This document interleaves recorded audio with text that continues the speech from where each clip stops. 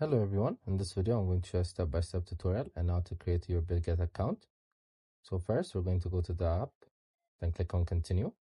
Then there's the get started option, we're going to click on it. Then here you guys can sign up either using your email or your mobile number. So I chose my email. You guys could use your mobile number if you want. Then we're going to set our password.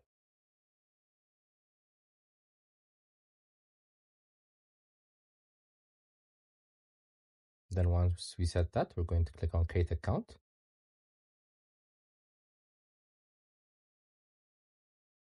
So here it's going to give us a captcha where we could put this in order. And once we're done with this, they're going to create our account. So we have a security verification email. So once you go to your email and put the number here, you're going to click on confirm. You guys can set up the fingerprint unlock too. Then you guys could verify your account. You guys need to provide your government issued ID as well as your Face ID recognition.